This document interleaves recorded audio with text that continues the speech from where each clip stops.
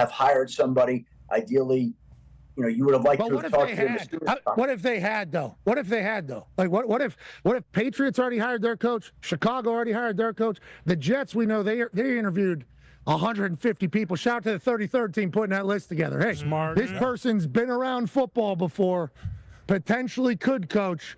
You should interview him. Let's do 70 interviews. What if they hire somebody already? Like, is this common, how this whole thing worked out? How there was an exclusive negotiating window for a week after his contract already ended? Like, is this normal? And maybe we just never see it because coaches never make it to the finality of their contracts?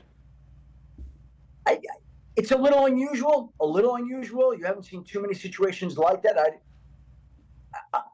I don't know if it's ever occurred before. Certainly not in recent memory. It is unique, and this is kind of the way that it's worked out. I don't think it's going to hurt either side. And the whole thing with Dallas all along was this, the way I was thinking it. Okay, clearly they're not moving forward with a deal for Mike McCarthy. So what are they doing? It wasn't ever going to get to the point in my mind where all of a sudden Tuesday was going to come, and all of a sudden Jerry Jones is going to say, okay, we're not doing a deal with Mike McCarthy. What am I doing? Like, again, my question. Yeah, he missed Vrabes. He missed out on Vrabes, which could have been a possible perfect coach for them down there. He's already got it. This seems like more Jerry Jones stuff, which is like, I'm going to do it my way, okay? And I'm going to do this how I do it and how I want to do it. And it's like, well, Jerry, it might have worked back in the day. Now things are moving. Vrabes may be perfect Dallas Cowboys coach. No. I mean, I don't know if that's the way they want to go. But you're right, Con Man, and Connor's going to ask about that. But it's like, I thought it from Big Mike McCarthy, Yinzer Mike McCarthy standpoint. Like, you basically held me in purgatory for a week here when other jobs have already been given out that they want a coach like me at that place, culture builder, tough guy from Pittsburgh, that whole thing. A job's already been taken. I didn't even think about it from the Cowboys' perspective. Like, you don't even get a chance to talk to Vrabes. Vrabes is already gone because you didn't even. Wild. Cowboys are so different, Schefty. Cowboys always operate such different. Mike Vrabel, having his history with the organization that he did, I think probably that appealed to him, being in New England, even more so than Dallas. And I think probably people in Dallas know that, although I think Dallas might have been an option for him if he were a coaching free agent still out there, but he's not. So he's a Patriot head coach, and there's one fewer option, one fewer coach for the Dallas Cowboys to think about. And so now we could start wondering about all the names who could be in line to be the next head coach of the Dallas Cowboys. Who? Who are some we should think about? List? Yeah, who's the top of their wish list? You know what? I do not know that factually. I really don't, because clearly Tomlin, huh? They're thinking about trading for Mike Tomlin. Oh, wow.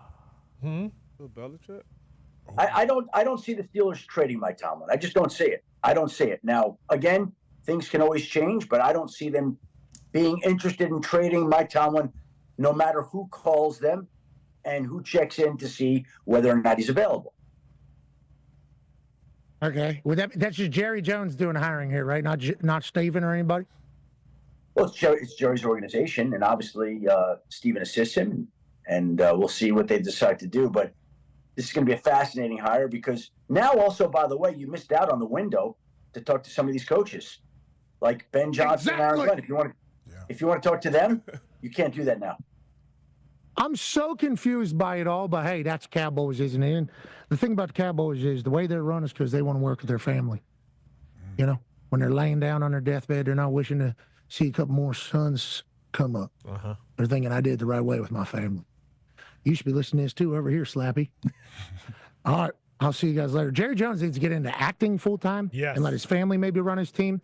But that's my personal opinion. Let's go to Boston Connor, because we just chatted all around it here. Yeah, Schefty, let's be real here. Vrabel was going to New England no matter what. And guess what? The Patriots won the coaching cycle once again. This is a perfect hire. We're bringing cigs, we're bringing dips, we're bringing beers all the way back in New England. What are the expectations for his staff? Seen a lot of Josh McDaniels is going to come with them. Have also seen some other rumblings of different guys. Tommy Reese because the connection in Cleveland as well, because Vrabel was there last year and so was he. Is that probably going to happen with McDaniels, or is maybe Big Mike going to say, hey, I want in on that. I'm going to go up to New England, maybe call plays for a year, and not be doing the head coaching shit after how the Cowboys went this last year? Well, I think Josh McDaniels is an obvious candidate, and I would say potentially the leading candidate for that job. If for no other reason, he's got great success as an offensive coordinator. He's been with that organization. He knows Mike Vrabel. He lives in Foxborough.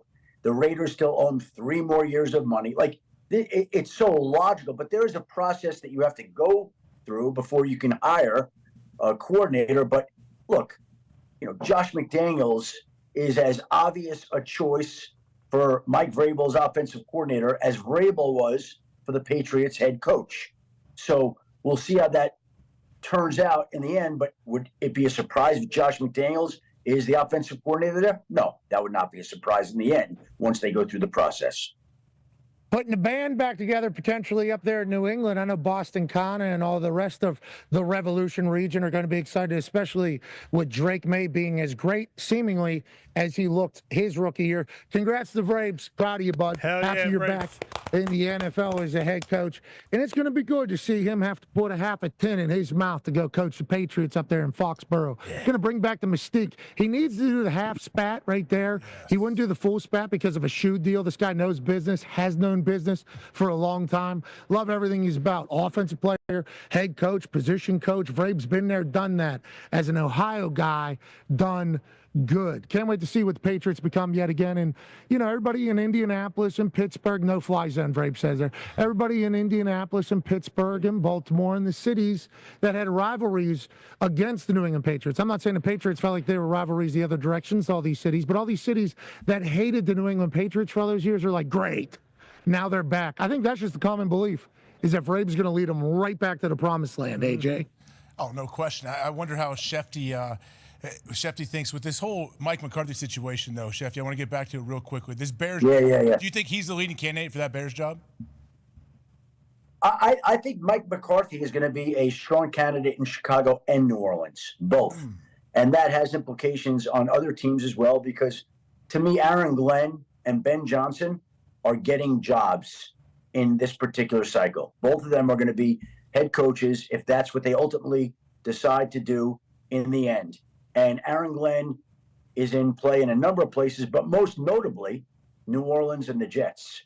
So if all of a sudden the Saints are in on Mike McCarthy, and if he gets that job, then Aaron Glenn and the Jets would become a logical match down the line.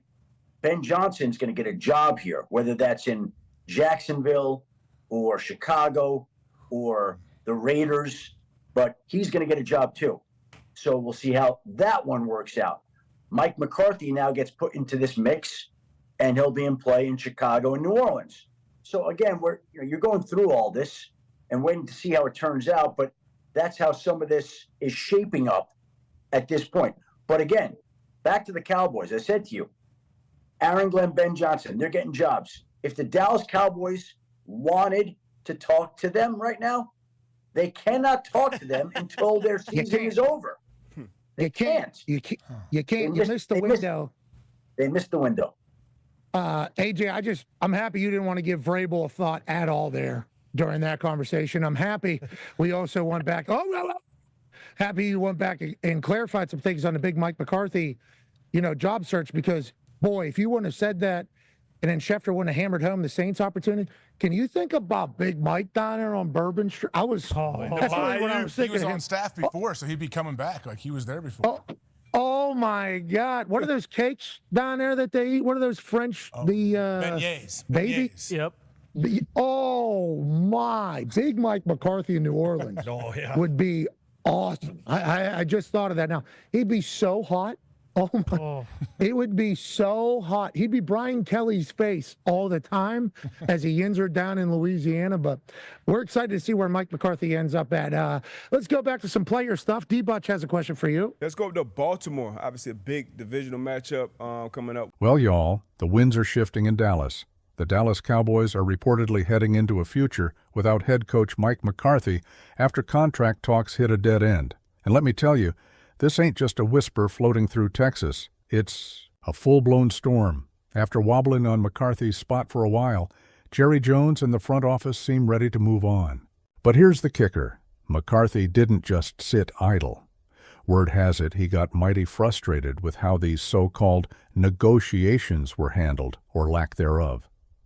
McCarthy leaves behind a 49-35 record, 3 playoff appearances, and only 1 playoff win.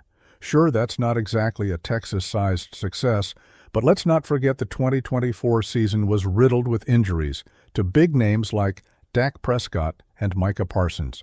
Even when the chips were down, the players rallied behind McCarthy. Dak himself vouched for the coach, calling him a leader he wholeheartedly believes in. Now here's where things get real interesting. McCarthy ain't packing it up just yet. NFL teams like the Bears and Saints reportedly have their eyes on him. Heck, there might even be more openings as the offseason drama unfolds.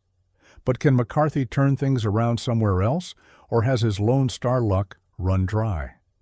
It's tough to say if this decision will steer the Cowboys toward glory or drag them back to mediocrity. What's clear is this. Jerry Jones has a history of betting big, and the pressure to deliver another championship in Dallas is as heavy as a Texas summer. Here's a little food for thought. Is letting go of McCarthy the right call, or are the Cowboys fixing to regret it down the road?